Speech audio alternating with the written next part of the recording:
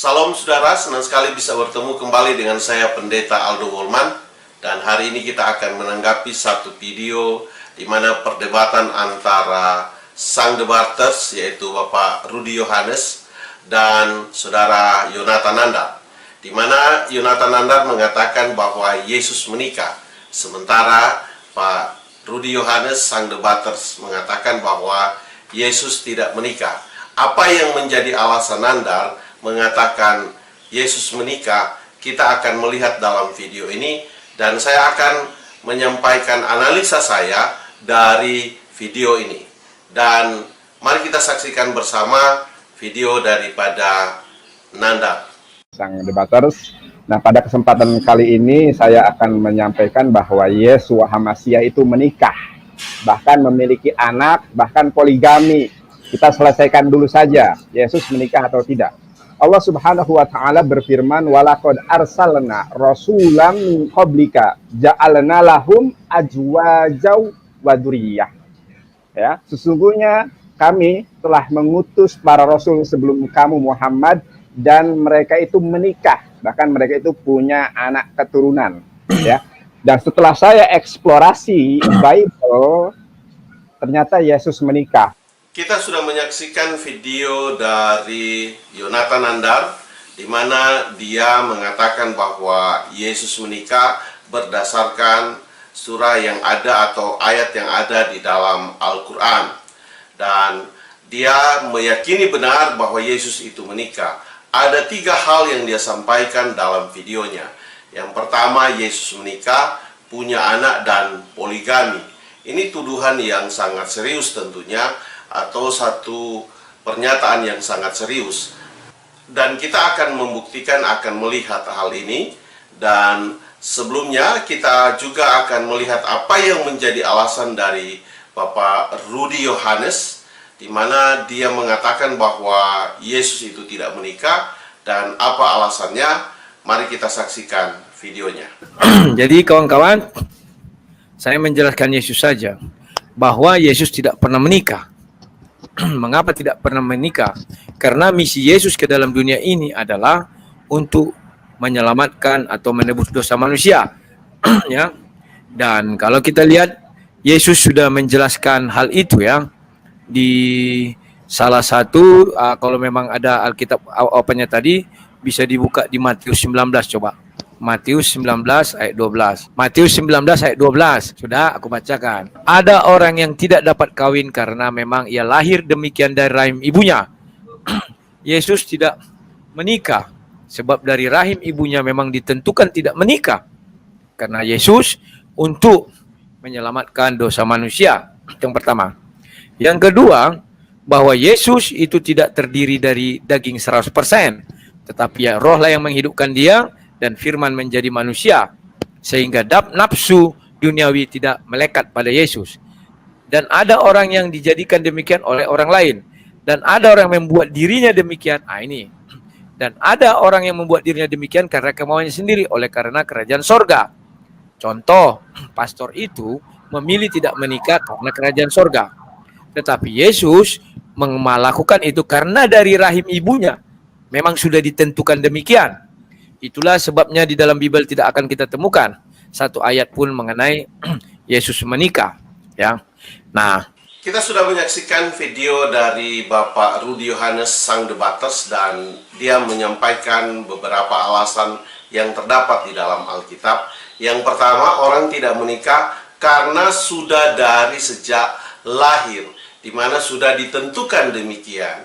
Dan juga ada orang yang tidak menikah karena perbuatan orang lain.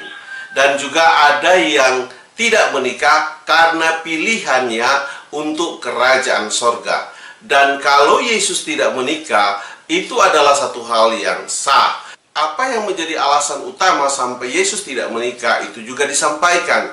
Karena Yesus datang adalah untuk menyelamatkan umat manusia. Dan mari kita melihat apa yang menjadi alasan sehingga Nandar berkesimpulan bahwa Yesus itu menikah. Mari kita saksikan videonya yang kedua. Sebagaimana Yohanes 12 ayat ketiga, maka Maria Maria di sini maksudnya adalah Maria Magdalena ya, bukan Maria ibunda Yesus, tetapi Maria Magdalena. Maka Maria mengambil setengah kati minyak nawarestu murni yang mahal harganya. Lalu meminyaki kaki Yesus dan menyekanya dengan rambutnya, dan bau minyak semerbak.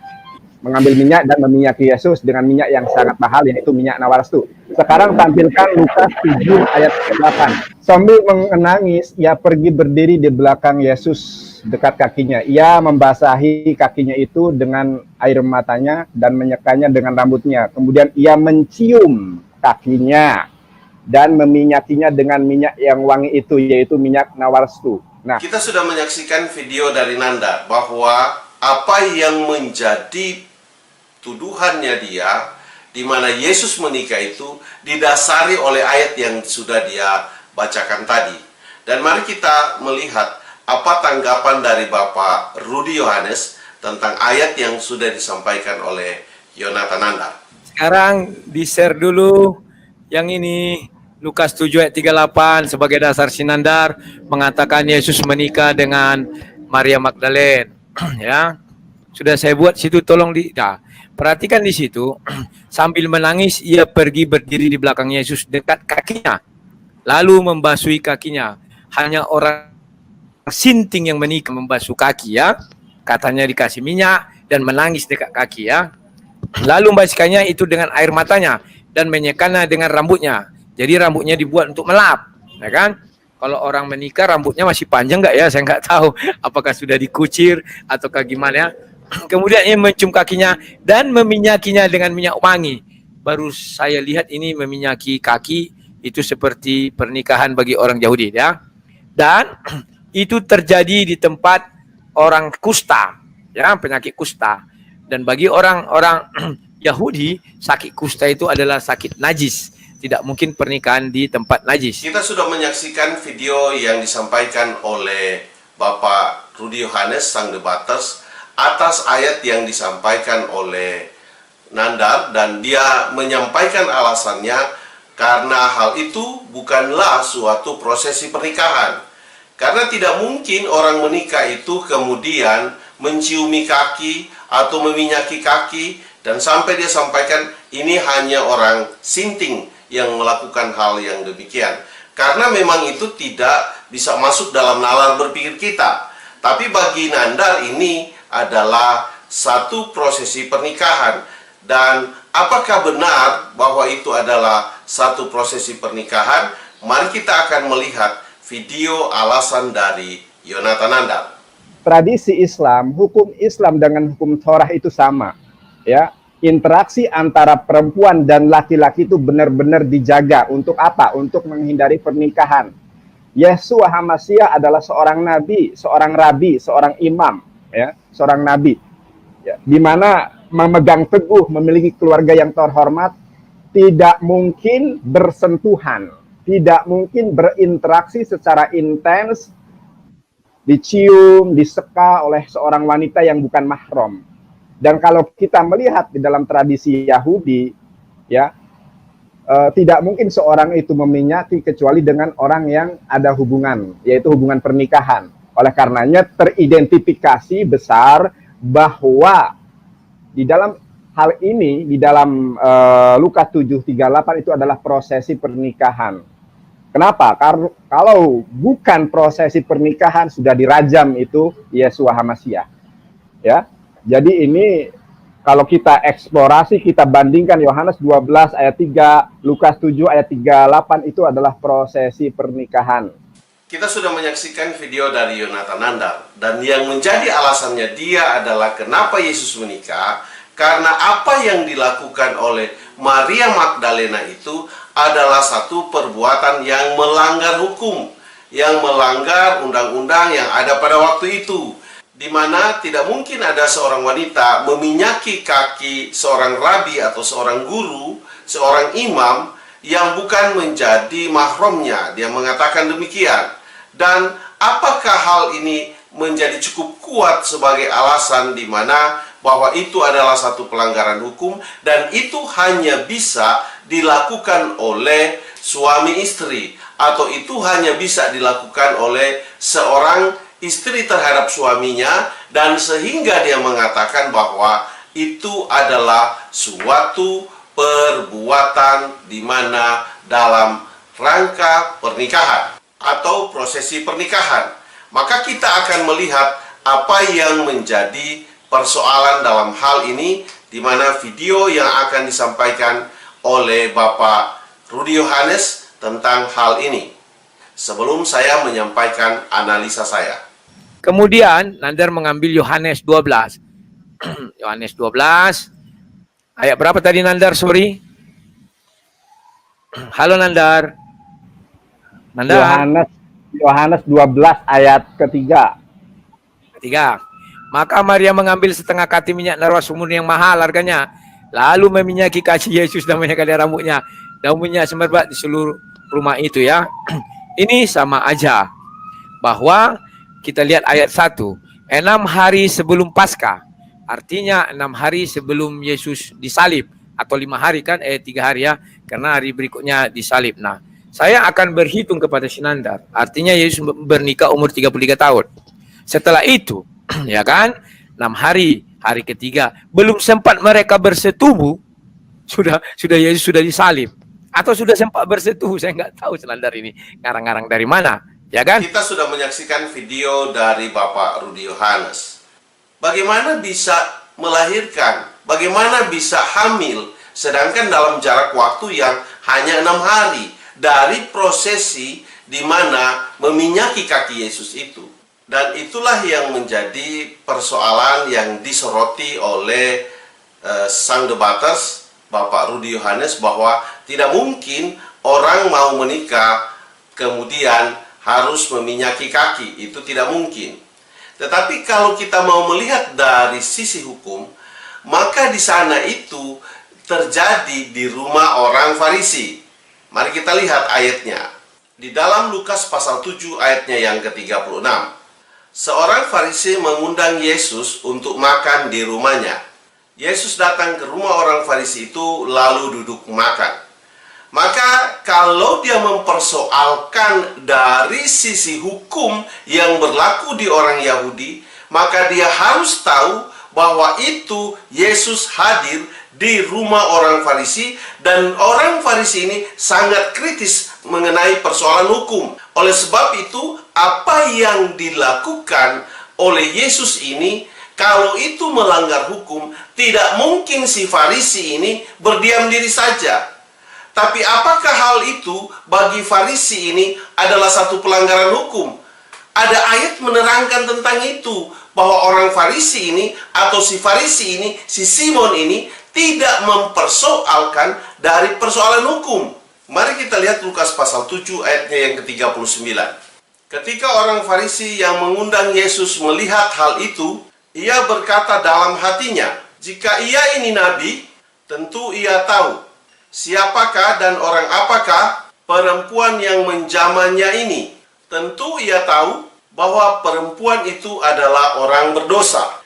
Jadi yang dipersoalkan si Farisi itu bukan pelanggaran hukum yang dilakukan oleh Maria ini terhadap Yesus, di mana dia meminyaki kaki Yesus. Dia tidak melihat hal itu dari sisi pelanggaran hukum. Artinya bahwa yang dia lihat itu adalah satu hal yang wajar. Yang karena yang dia persoalkan adalah seorang ini adalah orang berdosa, bukan pelanggaran hukum.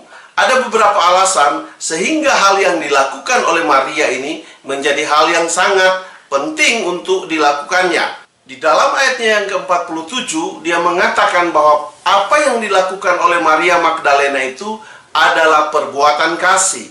Maka apa yang didasari oleh Maria Magdalena itu karena dia mengasihi Tuhan. Dan karena dia mengasihi Yesus, maka dia melakukan itu. Sedangkan si Simon yang memiliki rumah, kalau kita lihat di dalam pembacaan ini, dia tidak meminyaki Yesus. Bahkan hal itu hanya dilakukan oleh perempuan ini.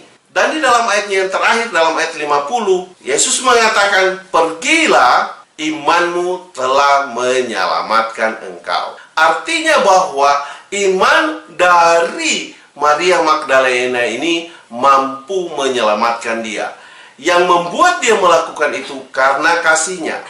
Dan yang membuat dia melakukan itu karena imannya. Oleh karena iman dan kasihnya itu, maka tidak ada kesalahan hukum yang dilakukan. Itulah yang menjadi dasar dari perbuatannya. Apa yang menjadi membasuh kaki ini adalah satu perbuatan yang wajar terjadi. Karena Yesus mengulangi itu pada ayat yang ke-44, di mana dia mempersoalkan tentang membasuh. Simon, engkau tidak membasuh aku, tetapi wanita ini membasuh aku. Maka hal itu adalah hal yang wajar terjadi, dan itu bukanlah prosesi pernikahan. Jadi secara hukum yang dipersoalkan oleh Yonatan Nandar, maka hal itu terbantahkan dengan keterangan seluruh yang ada di dalam pembacaan Lukas 17 ini, dari ayatnya yang ke-36 sampai ayatnya yang ke-50. Oleh sebab itu, apa yang dilakukan oleh Yonatan Nandar ini, maka hal ini menjadi tidak relevan dengan apa yang menjadi tuduhannya. Persoalannya sekarang, mari kita melihat apakah benar orang Farisi ini adalah orang yang kritis mengenai persoalan hukum. Agar membuktikan bahwa ketika Yesus ada di dalam rumah si orang Farisi ini, bahwa orang Farisi itu memiliki standar soal tentang hukum ini, dan mereka sangat kritis terhadap hukum ini. Mari kita lihat dalam Lukas 6 ayatnya yang pertama. Pada suatu hari ketika Yesus berjalan di ladang gandum, murid-muridnya memetik bulir gandum dan memakannya, sementara mereka mengisar dengan tangannya. Tetapi beberapa orang Farisi berkata, "Mengapa kamu berbuat sesuatu yang tidak diperbolehkan pada hari Sabat?" Jadi saudara-saudaraku, orang Farisi ini sangat kritis dengan persoalan hukum. Hanya persoalan memetik gandum, bulir gandum. Dan mereka melihat itu, mereka mempersoalkan dari sisi hukum. Kalau yang dilakukan oleh Maria Magdalena itu adalah satu pelanggaran hukum, ini lebih dari itu, meminyaki, menyentuh rabi, seperti yang disampaikan oleh Yonatan Nandar. Tetapi sekali lagi, itu tidak digolongkan kepada persoalan hukum. Karena kenapa? Hal itu adalah hal wajar terjadi karena kasihnya akan Maria Magdalena, dan karena imannya dia melakukan itu, dan hal itu wajar terjadi. Karena membasuh kaki itu adalah persoalan yang wajar yang sering terjadi di bangsa Israel. Oleh karena itu, Yonatan Nandar, belajarlah Alkitab dengan baik dan benar, karena apa yang kau sampaikan itu mempermalukan dirimu, di mana engkau hanya menyomot satu ayat dan engkau membuang seluruh ayat yang menerangkan tentang persoalan itu terjadi. Apakah kau lebih pintar persoalan hukum daripada orang Farisi yang ada pada saat itu? Apakah kau lebih jago, lebih mengerti soal hukum yang ada pada bangsa Israel yang terjadi di rumah Simon, orang Farisi itu? Maka saya mau mengatakan bahwa engkau hanya mengira-ngira dan hanya mengada-ngada dan hanya memanipulasi ayat Alkitab yang ada dengan pemikiranmu yang hayalan-hayalan yang tingkat tinggi itu. Sekali lagi, secara hukum ini terbantahkan. Maka persoalan yang kau sampaikan itu menjadi tidak ada sama sekali. Oleh sebab itu, Yonatan Nandar, engkau belajar dengan baik persoalan di dalam Alkitab, dan jangan engkau hanya menyomot untuk memenuhi unsur pemikiranmu, untuk memenuhi hasrat pengetahuanmu yang engkau ada-adakan itu, dan kemudian engkau menjatuhkan satu hal yang bertentangan dengan apa yang ada di dalam Alkitab. Biarlah ini menjadi pelajaran bagimu, bahwa engkau itu hanyalah seorang yang besar mulut, tetapi engkau tidak mampu membuktikan akan apa yang menjadi tuduhanmu. Karena kenapa? Ketika engkau mempersoalkan dari persoalan Al-Quran yang mengatakan bahwa Yesus menikah, harusnya kau cari data dan bukti dari Al-Quran, bukan dari Alkitab. Video saya cukupkan sampai di sini. Tuhan memberkatimu. Sampai kita ketemu pada video yang berikut. Haleluya. Amin.